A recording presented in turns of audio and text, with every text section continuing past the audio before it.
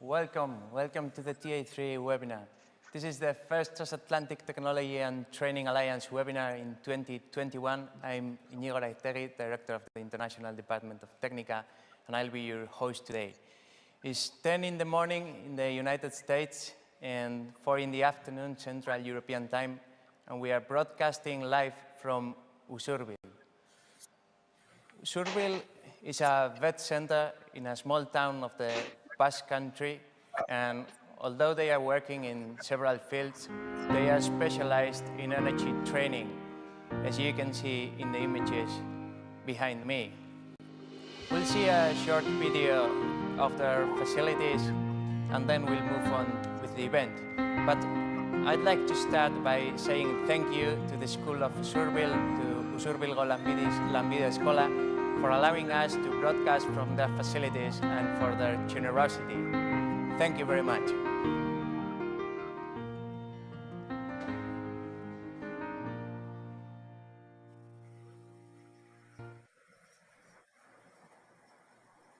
Today, our third speaker is Dirk Verberg. He comes from the Netherlands. He's the educational manager at the nursing department at Curio. Good afternoon, Dirk. How are you? Good afternoon. I'm very well, thank you. Okay. We'll be back with you in about half an hour. Our second speaker is Sue Griffith. Sue is the Vice President at Ivy Tech Community College in Indianapolis in the United States, and she'll share with us some of the activities in relation to energy training. Good morning, Sue. How are things going in Indianapolis? Great. Things are really good. It's going to be spring soon. Great. So we'll be back with you soon. And our first speaker is a very special guest that we have today. He's Dr. Stuart Rosenfeld, and apart from being one of the founders of the Transatlantic Technology and Training Alliance, he's a real pioneer, and he's also one of the most knowledgeable persons in vocational education and training. Good morning, Stuart. How are you? Good morning. Very good. In a rainy North Carolina day. Okay. So we'll be back with you in about a minute. After these three presentations, we'll move to the panel discussion. So please, while they are speaking, write your questions in the chat so that I can read them, I can take note of them, and I can pass them to our speakers. And then, after the panel discussion, we'll move to the last part of the webinar, which are the student activities that you've been uploading to your YouTube channels. And now, let's start with our first speaker, with Dr. Stuart Rosenfeld. Stuart is a partially retired former engineer, educator, and researcher, and he's been working with vocational and training and technical training for about 40 years. He's also one of the pioneers of the TA3 Alliance, and he will discuss the evolution, the changes over time in the TA3 network. So, Stuart, whenever you want, the floor is all yours. Okay, well, thank you. This is a real pleasure to be here and see Inigo and Technica and encouragement from my friend Jose Luis Fernandez in trying to rebuild and reconfigure the TA3, but in different ways. It's obvious from what I saw earlier that the times have changed when I saw what you showed at the your current site there. I'm going to have to address very different issues and needs. What I want to do is explain why and how we started the Alliance and see if any of it can be useful in the current economic environment and for reconfiguring. Okay. It began in 1987. It's no doubt before some of you were born, as a regional project in the US of an alliance of governors of the 13 southern states. The business-friendly southern US, because of its low costs and low or no taxes, was still losing out to the higher levels of technologies and skills used across Europe and Japan. And the US at that time had almost no government assistance for manufacturers. But my background in what I'd done recently with vocational technical colleges and vocational education, I realized there were community colleges and technical colleges that were stepping up to help businesses learn about and adopt these new technologies to be more competitive. And I was able to convince the 13 Southern governors of the organization I was working with that these community colleges were underappreciated and could do a lot to help the South's manufacturing base. And I was able to raise more than $500,000 from 2 federal agencies and ask each state governor to choose one school, one college to be in this, what we call the Startup Alliance, the CMC, the Consortium for Manufacturing Competitiveness. Now, the governor who chaired this alliance and led the support for the CMC was Bill Clinton of Arkansas, who, of course, 5 years later went on to become president. But it happened at the same time that Americans, policymakers and educators were looking to Europe for their future. So inspired by this, what we were learning from successes in Western Europe, Hannah Shapiro at the Danish Technological Institute and I were able to get financial support from the German Marshall Fund in the US and the European Union to organize a conference in Washington, D.C. in May of 1984. And we developed a plan to expand this consortium to include schools from other parts of the US and from Europe. We wanted to grow nationally and internationally. And this is the map of the original membership. We relied on suggestions from our new secretariat, Nigel Payne in Scotland, and colleagues in the OECD and the EU, and people Hannah and I knew in Europe and the US to find other members. And just so happens that Jeff Raffin, the president of the college that Amy Cox is at in Green Bay, was then the chancellor of the New Hampshire Community College system. And he became our first member from outside the South. It's a small northern state that looks like an island on that map, but it's not an island. And EUC Sud became a charter member, then represented by its president Sven Olsen, and of course now by Hans Lehmann. Our goal was never to become another association that just held a meeting and generated revenue from membership dues. We wanted to be small. We wanted to build personal relationships and trust and promote innovation and learning. In Europe, for example, they want to learn more about how we dealt with entrepreneurial training, technology centers, business incubators, and Americans wanted to learn more about European apprenticeships, about how they develop skill standards, and the governing through social partnerships. We sought members who wanted to connect research to practice and ultimately to policy. For this, we needed an international advisory board to give us legitimacy. So we created this board, and this is one example of the board. What it looked at one point in time. The members stayed on for usually 3 to 5 years. And this is an example of who served: representatives of government, industry, research, education from across Europe and the US. And the board never met in person, but members frequently attended our conferences and spoke at our conferences, participated in projects, and basically lent support and gave us ad hoc advice as needed. And then, of course, we needed co-secretariats, one in Europe and one in the US, to provide leadership from both sides of the Atlantic. And Nigel Payne from Scotland and Cynthia Liston in the US and Lars Muller-Benson in Denmark all served at various times as secretariats. And the secretariats were there to make sure that the accomplishments of the TA3 were shared with other schools and organizations, and they reached people and places that could influence public policy and generate and find resources and support. The TA3 has been very project-oriented, and the Secretariat often identified opportunities, wrote grant proposals, coordinated work, and also informally facilitated exchanges among students and faculty. Our most effective way to reach people was through our regular conferences, which at the time we held about every 8 or 9 months on cutting edge topics. And they might be the next wave of educational reforms or technological and social trends or the changing nature of the workplace. And we planned these always in cooperation with the host college and alternated between the US and Europe. And we sought large and influential audiences so we could share our ideas. And each meeting was a 1 to 1.5 day symposium that was open to the public and widely promoted, a members only business meeting, a tour of the host college, and social events to build relationships. We had to raise money for most of these, of course.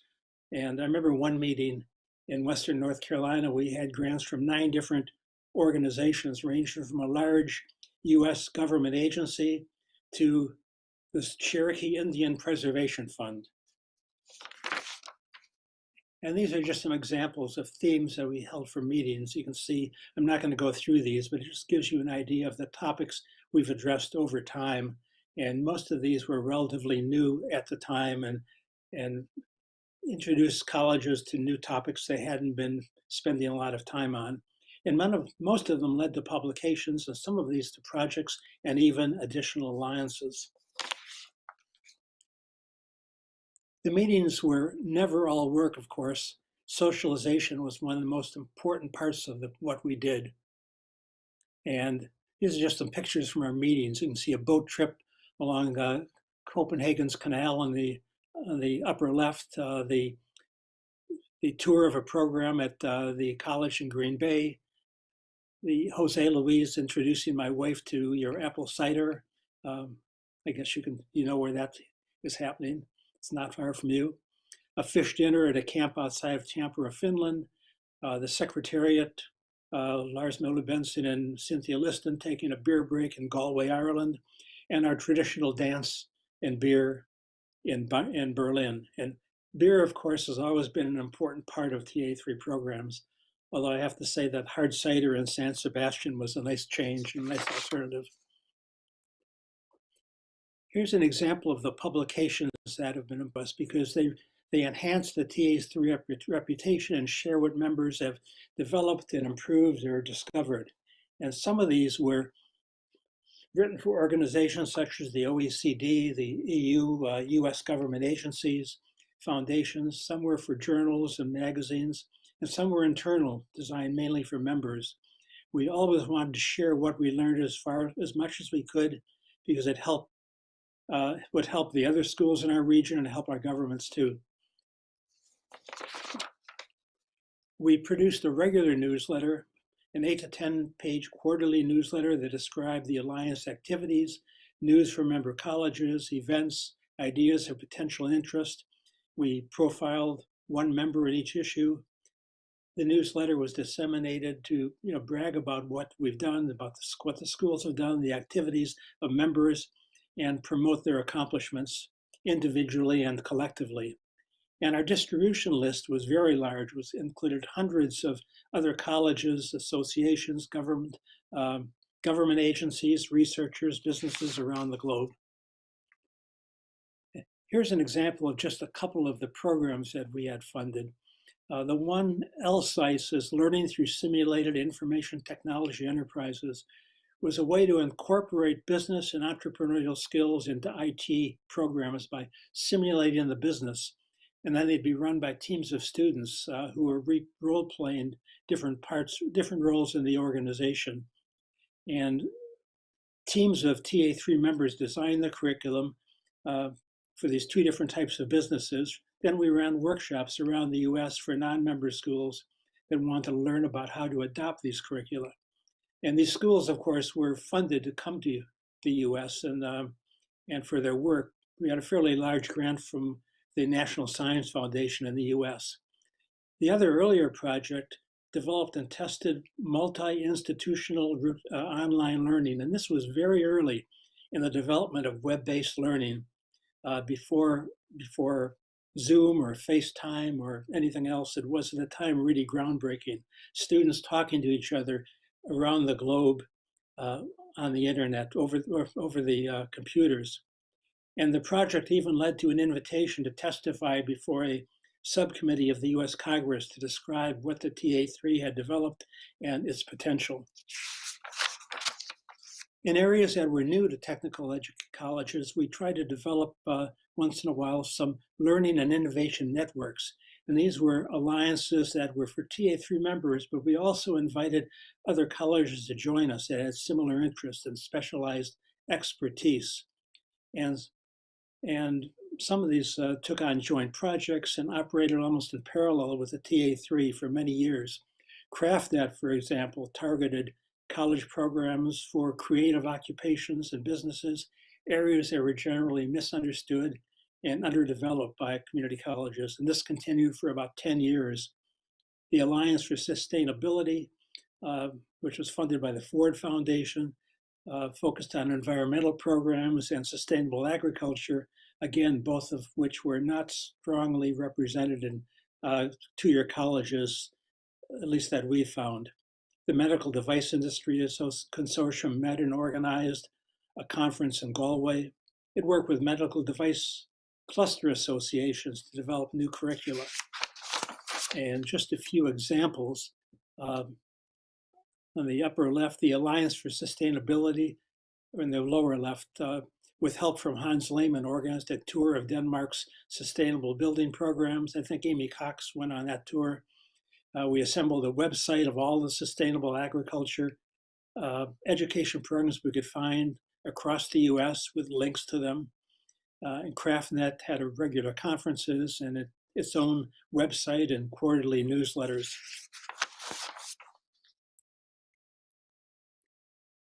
Finally, we also developed, expanded the student and faculty exchanges. And this took us a while to get to. It's really only been the last 5 years that these exchanges began to happen. Something that the Europeans wanted and the EU supported, but we had trouble getting support from that in the US. And it was hard to get support from the US colleges. What they didn't really recognize yet the value of going overseas. They thought of it as a boondoggle and not something that would really help what they did or support their programs. And it took a while to get to that point, but they finally have gotten there.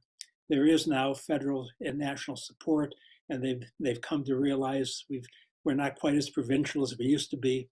And there's desire now to learn more about what's happening abroad. Finally, I want to just close with the challenges that we've faced. One of them, maybe the biggest one, is changes in institutional leadership. If the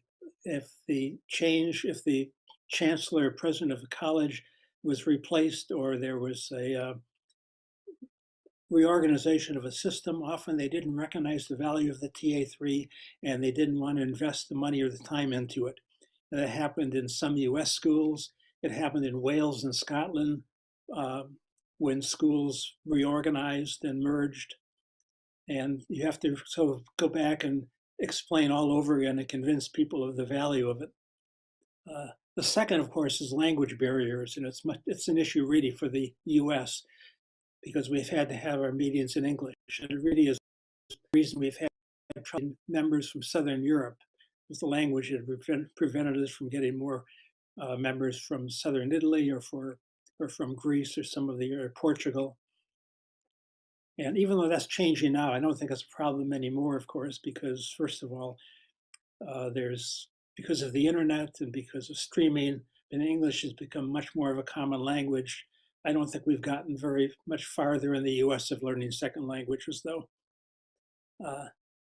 And the third is finding the resources to support our activities, which takes time. You have to have the connections, you have to know where to go, and you have to be lucky. And finally is finding the right issues to address. Carefully scanning the research, talking to people. It's partly luck. But some of these work and some hit the bullseye and develop a following and actually affect policy. And some go on for a while and they just fall by the wayside. But I think we've had more successes than failures, fortunately. So this is really all about the past. It's now up to you to figure out what you want to do with the rest of with the future of the TA3 and what's important. I mean, obviously the economy has changed, issues have changed, COVID is changing everything, the way we learn, the way we interact, the way we communicate. So I think there's some real opportunities to be on the cutting edge once again. Thank you. Thank you, Stuart. Thank you very much. You've set a very high standard for Sue and Dirk. And please hold on for the panel discussion, and we'll be back with you once Sue and Dirk have finished their presentations. Thank you very much. Now, let's move to the first topic of the day. The first topic of the day is energy. And as we all know, energy is essential for our lives as human beings. And we're more and more concerned with producing, consuming, and using clean energy. Our planet is in grave danger, and renewable energy sources could be a big part of the solution.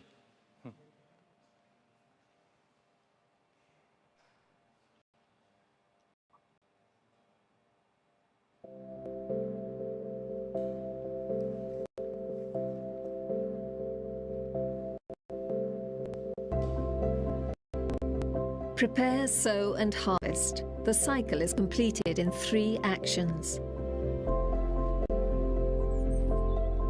The sun, the sea, the wind, and the earth offer us the harvest. The fruit is the energy of their strength. Caring for the planet and the well-being of society is the goal. But in order to harvest, we have to prepare and sow.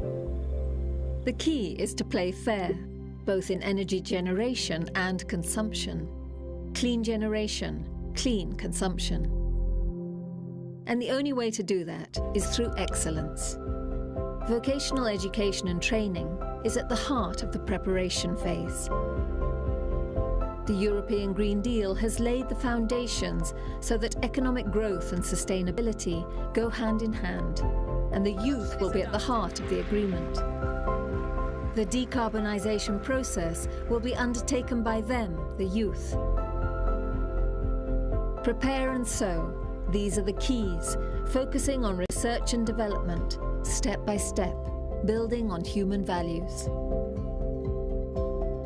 Through knowledge, we will achieve the desired harvest, clean and renewable energy, but acting responsibly in all processes, working attentively at each step, in every action. We are prepared to give the best of ourselves at all times. Basque VET colleges have started the work at home and have taken the first steps. We are acting responsibly and coherently and working on respect for nature as one of our most important values. And from the Basque Country, we open up to the world, because playing fair with nature has no borders, and the air we breathe is a heritage of all humanity.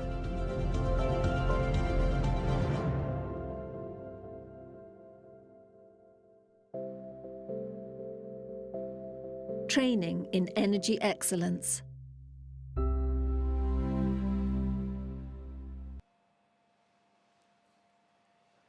Okay. Our next speaker is Sue Griffith. Sue is the Vice President of IB Tech Community College in Indianapolis.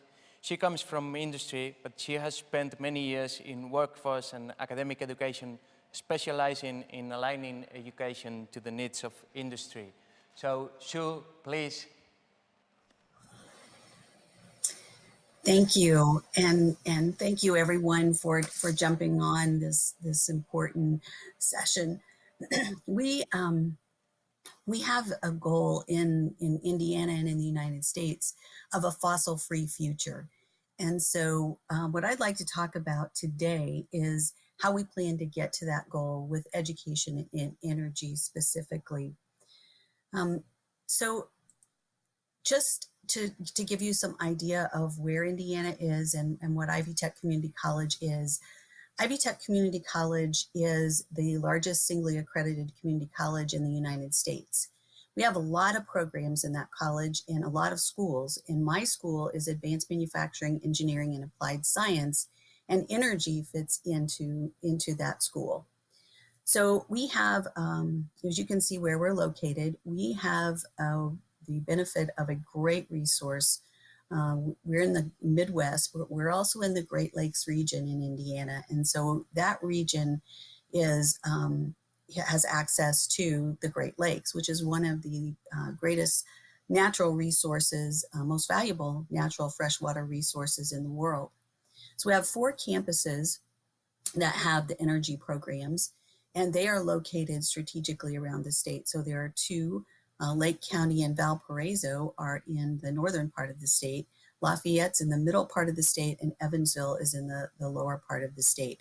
So we have energy programs that are accessible throughout the state.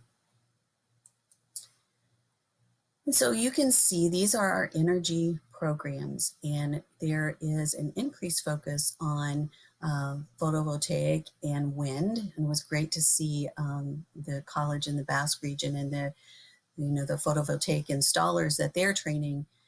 We have electric line, natural gas, and power plants. So we still have some traditional fossil fuel programs, and that can really give you an idea of where we are as a state and a country in our energy transformation.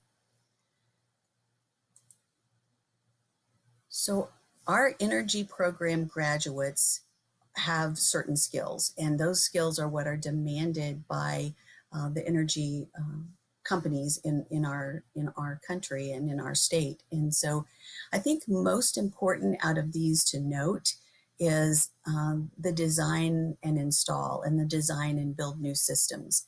So we're really looking for, as we complete our energy transformation as a country, like Europe, we're really looking for new systems. And so we're trying to install that or instill that power or suggestion of innovation into our graduates. In addition to that, they will need to learn to collect and analyze data. In all of our electrical generation systems, there is this data collection and analysis to improve. And so another thing that's not on the list that we are putting into all of our programs is cybersecurity. So in other words, we need to teach our graduates to protect those generation systems from being attacked. So our energy program graduates are considered high wage, high demand. They are very valuable in the US with an average starting salary of over $27 an hour. There are 4,000 jobs open annually in Indiana, and they're recruited and hired by employer partners, including these. And also, interestingly, Caterpillar and Cummins, they do power generation equipment, and so they recruit our graduates as well. We also have a lot of automotive manufacturing in Indiana. It's a rural state, but there is a lot of automotive manufacturing, and those are changing over to electric vehicle production. I know Ford and GM have both announced. We also have Fiat Chrysler in our state, and they've announced, and Honda as well, and Toyota. So really the outlook for energy growth for Indiana and the region is good in renewables. However, coal is still king, and roughly 66% of our Indiana power comes from coal-fired plants, and another 25% comes from natural gas, and that leaves only about 5.6 coming from renewable sources. So the state's renewable portfolio goal for 2025 is 10% of that power mix to come from renewable energy. I would say that, it's 2021 and we've been set back a bit by COVID in this work. So I'm not sure we'll make that by 2025, but we certainly are committed to trying. And so outlook for energy and the region, I think, our citizens are demanding a carbon-free, nuclear-free outlook for energy.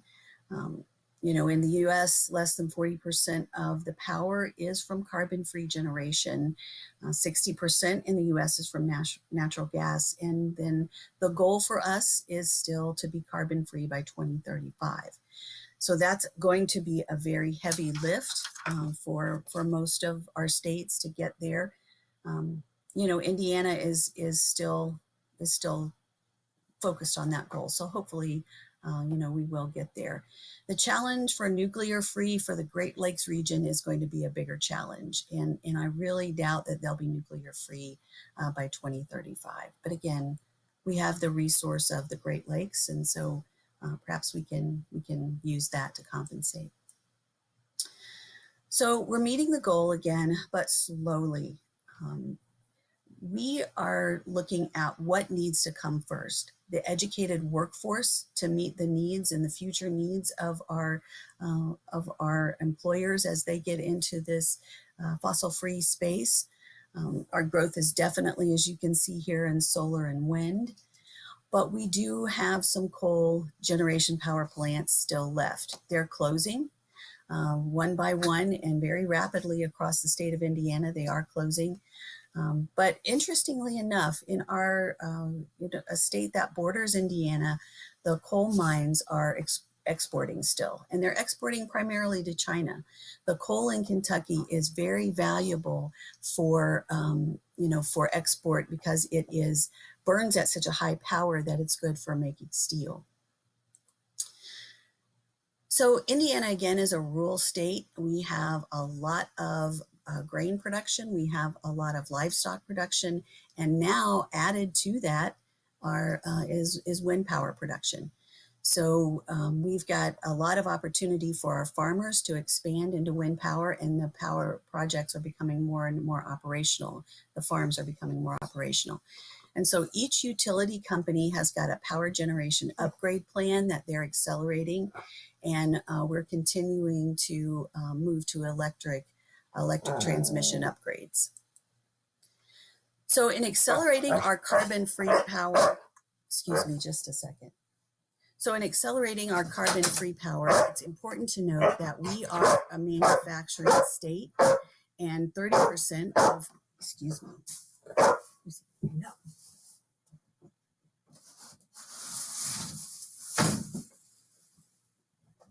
I apologize. 30% of our gross domestic product in Indiana is generated by manufacturing, by that sector. And 60% of the power generated in Indiana is used by our manufacturing companies. And so what that means is we have to come up with a carbon-free solution that still keeps that sector viable and keeps them working. So there, again, the rise of electric vehicles and electric vehicle production in Indiana is really making some changes in the workforce and education of the workforce. We've got universities who are supporting and promoting power innovation in our curriculum. And we've got companies like Duke and NIPSCO who are innovating and trying to stay profitable. But I think the biggest effect for carbon-free power in the United States, and particularly in Indiana, is that students are really showing a greater interest in being more socially responsible. So many of you may have heard we had a new president, and with a new president comes a new plan. And that new plan has some of the old goals with it, but it also has some of new strategies to get there. So we are on track for net zero emissions by 2050. And we're forecasting economic growth and additional opportunities that come with a clean energy and a carbon-free society. So what does that mean for education? So we looked as a college and as a school, we looked at what would be the needs and the degrees for carbon-free careers. And so we looked at our own degrees and how they would change as well. So example, for automotive technology, that will look very different with the adoption of electric vehicles. And so, so the degrees that we mapped to for our carbon-free careers, you can see those. There are a couple that Ivy Tech doesn't have. One of those is petroleum engineering, and the other one is conservation and forestry. And we have other education providers that have those in our state. So what's that all mean? Well, that means that, Indiana is going to look very different. In the US is going to look very different, and our education for energy careers is going to look different. So our focus again is going to be on solar, it's going to be on wind, and probably some hydro. So, so we're looking forward to that, and looking forward to the great careers that our graduates can have, that it looks like some of our European partners are already getting to. So thank you all very much. Thank you, Sue. Thank you so much. We'll be back with you after Dick's presentation. But before we go to Dick's presentation, we want to play another video. It's about the second topic of the day. The second topic of the day is healthcare. And, well, the relevance of healthcare is obvious, especially in the times we are living. But a relevant question is, how are the bed systems preparing the healthcare professionals of tomorrow and of today?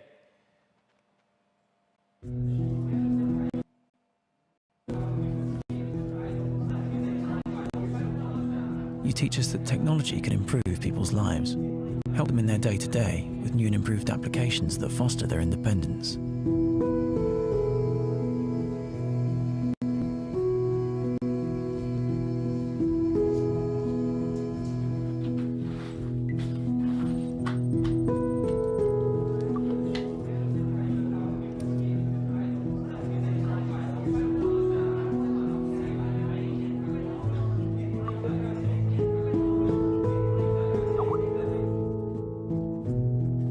You teach us that technology unites us and brings us closer to the people we love.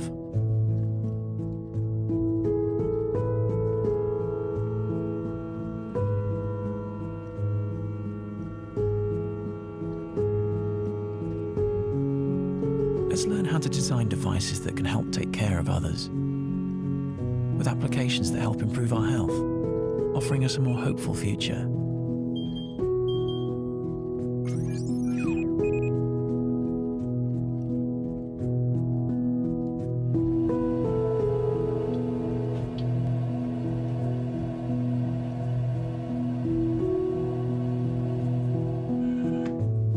We have learned that technology is useful on many fronts, including bringing us closer to those who are no longer among us.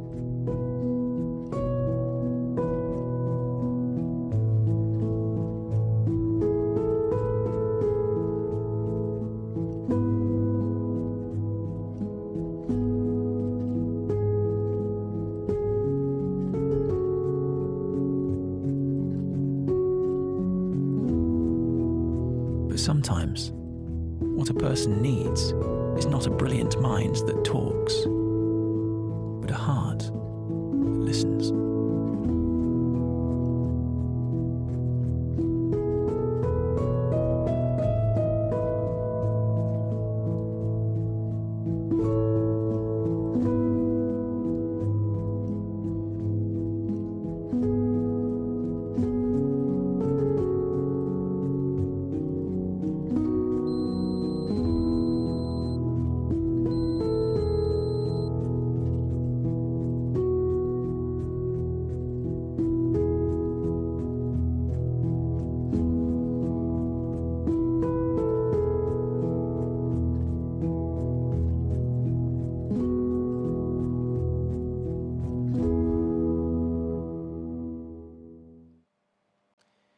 Okay, and for our next speaker, we will jump to the other side of the Atlantic, to a lovely country, to the Netherlands. And Dirk Verbeek, Educational Manager at Curio Technique and Technology College, will present us some of the activities in relation to healthcare.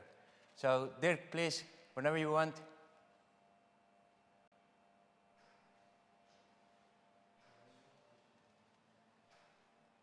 I'm very glad to tell you a little bit about our college, what we do, and the challenges we face at the moment. Before we get into that, I want to give you a little bit of a background story. I'm the educational manager of the nursing department at Curio College. At Curio, it's quite a big college in the south of the Netherlands, and we actually have three different sectors. We have a technological sector, an economical, and a healthcare and well-being sector. And like I said, I'm in the health and well-being sector. I'm responsible for all courses that lead up to a nursing degree. So in total, that's about 900 students. And in the next 10 minutes or so, I want to take you with me in my dream. And maybe that sounds a bit childish or romantic. I'm convinced that every educational change starts with a dream. It starts with a vision. And my dream is quite simple. I want us to be able to create specific learning journeys that best suit students' needs. So they're best suited for the job we train them for, and they have the tools to develop and grow personally, not only during their study period, but also after that. The thing we call lifelong learning, one of the SDGs, of course. And to do this, we must have two things that every school or college should have in the 21st century, and that is being flexible and being adaptive. We find ourselves in an ever so fast changing world with social changes as well as technological changes. To be able to cope with this, every educational course must be adaptive to its surroundings so that there isn't a gap between the world within the school and the real world. And we must be flexible so we're able to adjust to these changes. When I started at this college, I have a technical background. I started here about 2 years ago, and there were 3 different teams providing courses that led up to a nursing degree. So a lot of the same work was being done 2-3 times by different people.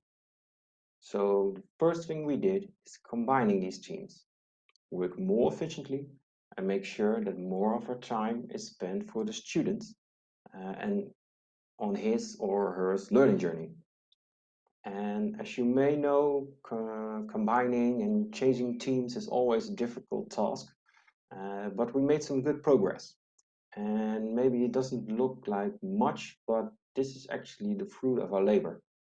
And here you can see the program which every student follows when they want to become a nurse. And without getting into too much detail, we divided our program into different modules. And each module, we combined all the knowledge and the lesson materials of all the different teachers. So we made some sort of a central library that serves as a base for every learning journey. All the teachers have access to the same library based on the need of a particular student or a group of students. They create a learning journey. And we do this for all type of courses, for all the courses we have. So it doesn't matter if it's a school-based learning program, training on the job, or it's more of a hybrid form. We all create a learning journey from that same library. And it looks something like this. When a group of students already have a lot of knowledge on a particular subject, we shorten that part of the program. When they have no or very little knowledge, we enhance that part of the program. It can also be that a health institution has a particular question or subject that they want us to pay extra attention to. So in this way, it's very easy for us to really work together with the health institutions to make the best suitable program, and that we can really be flexible as well as adaptive. These changes really helped us the last year considering the COVID crisis. Especially being in the healthcare sector, it's been quite a difficult time, but also a time in which we've really seen some extraordinary things. Things we were only able to do because we were adaptive and we were flexible. For instance, we had a lot of students working in COVID departments within healthcare institutions. Of course, this can be very stressful for the students, but teachers made sure that the program for these students changed, so it took a little bit less time and could be done more remotely. In this way, the students could keep working, sometimes even took on extra shifts within the healthcare institutions. And I can tell you it was very stressful for them, but also a very powerful learning period. And without these students, the Dutch healthcare system would have had a real big problem. So we're very proud of the students. Another thing we did was help with the vaccines. Almost all of our students are trained in giving injections, Unfortunately, the Dutch government has some issues in supplying the vaccines, but once they're all there, we're ready to assist within the vaccination campaign. Some of our teachers also assisted in the national health class. It's an initiative to quickly train people to do simple tasks within a healthcare institution. For example, we have people who used to work in the catering industry who we train to in a short amount of time so they could quickly make the transfer to the healthcare institutions. So this also really helped because we had a lot of shortage of people within this sector. And last but not least, we've seen a very positive attitude toward the use of technology within healthcare, within the institutions, as well as in our college. So, for example, we have a project which we use smart glasses so students can see what it is that the healthcare workers see and are doing remotely. So they can learn from that within the safety of the school. We also use technology like virtual reality to give students certain experiences, like clients who get violent, for example. In this way, we can train this in a safe environment. We can also use virtual reality to give a client a certain experience, or call it a dream. So something that they really want. So let's say an elderly wants to go to the zoo, but he can't because he can't leave the institution. We can give him this experience by using virtual reality. And in this way, we can train the students by learning new technology, as well as working on their social skills. So in short, these are the things that we were doing over the last period of time and how we contribute to society. I want to thank you very much for your time. And if you have any questions, you can always send me an email. So thank you.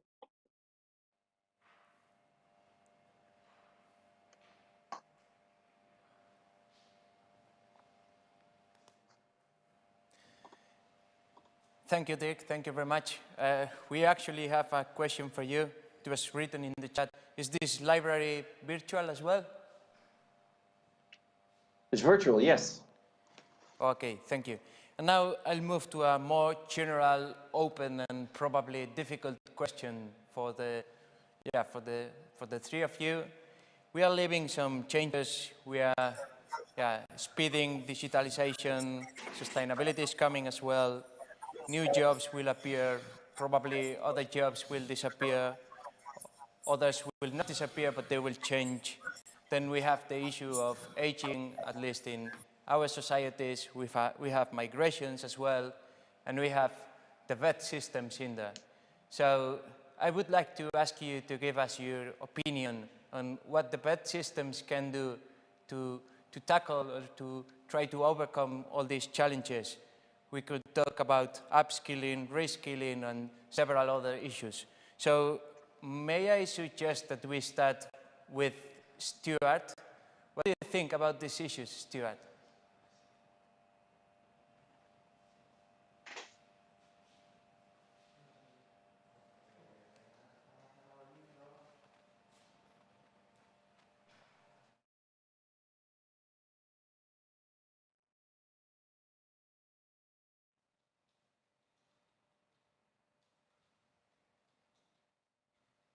Sorry, I was muted. I'm sorry. Could you just repeat the key issues you wanted me to respond to? Yeah, we're talking about digitalization, and this will make a lot of jobs change. We are talking as well as sustainability, and this will make industries have to adapt as well, and they will have to do some changes, and this will probably cause some jobs to disappear, other new ones to appear, and probably others just to change. And all these workers and future workers will need some training or some kind of service from the VET systems. So I was just asking your opinion on these open issues. Well, yeah, my suggestion is you can't tackle all of those things. They're way too big. But if you pick one area that you want to focus on. And like sustainability, maybe it's agricultural sustainability, maybe it's training people in one area of clean energy. But I think you have to take something where you think there's a shortage, where there's a lack of knowledge or a lack of programs, and so you can develop something new. I mean, that's a little bit too big an issue to handle just in its entirety. You have to almost choose one area of it that you can have some impact and find some colleges that are working in these areas and see if you can get the support to try to figure out how to take it one step farther. Thank you, But Scott. I think you have to focus on something much more specific to have an impact. Yeah. This is indeed a very intelligent answer. Thank you very much. And Sue, can I ask you the same question, the same open question? Sure. So I guess from an educational perspective, what we're seeing is a lot of cross-disciplinary skills that are needed. So cybersecurity is now needed in most of our sectors, and IT skills that are needed in most of our sectors. And so as we look at, our manufacturing companies and our energy companies, and we're seeing that overlap of skills. And so we're trying to not only change our curriculum to better align with what those future careers are going to be as best as our employer partners can tell us. We're also looking at micro-credentials to use to upskill the current workforce, because they don't need to go back and retake everything, but they do need these new digital skills. And I really think that it's going to be similar to when computers became accessible to everyone. That jobs are going to change, but there are still going to be a lot of new jobs created. And we just have to be ready for that and flexible, as Dirk has said, to change, to make that happen. Thank you, Sue. I like your optimism. And Dirk, Sue has been talking about interdisciplinary work, and she has been talking as well about working across different disciplines and so on. So can I have your views on that? Are you doing something? Are you working as well with micro-credentials, with, I don't know, can I have your views?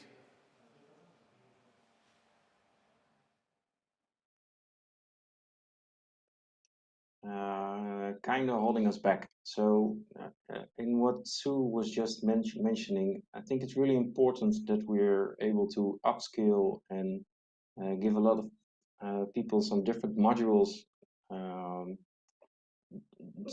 just small parts of training on what is really necessary at the moment, and not a full-length education. But we still have a long way to go from to do that. It's really it's regulation that's really in our way to do so. But we see a lot of more integration within health and technology, for example. So we have some good examples of combining those two worlds. Yeah. Okay. So thank you very much, and thank you very much to the three of you for your time and for sharing with us your views and your experiences and the work you are doing and the work you've done. It has been a real pleasure to have you here, and just say thank you to you again. And now let's move to the next part and the last part of today's event. The last section of today's event are the student activities that you have been uploading to your YouTube channels. So, as you know, we proposed you to send us some videos. Well, not to send us, but to upload it, to upload them to your YouTube channels, and then we've added them in a playlist in the TA3 YouTube channel. So, of course, we don't have time to watch all the videos. You can do it later, but we are going to see in a PPT presentation what you've been sending us. So let me start, if these things works. Okay, it works. So we have here Arechavaleta Lanbide Escola, a school in the Basque Country, and they've uploaded a video of a work process of an electric car. So these are different practices of automotive students. The same college in the Basque Country has sent us a project related with dependency in VET. Okay, then we have Escuela Sanitaria Técnico Profesional from Navarra, the region just close to us here, and they've sent us a video of some of their student training activities during the lockdown. Okay. The same school, the Escuela Sanitaria Técnico Profesional de Navarra, has sent us another video with the title, What Happens When a Patient Enters the X-ray Room? Okay, then we have Escuela de Hostelería de Gamarra, Hostelería Gamarra, Hostalarita, and they've sent us a video, Saving Energy Composting. Okay. Then we have Tolosako Inmaculada Lanbide Escola with a project related with 3D printing in healthcare.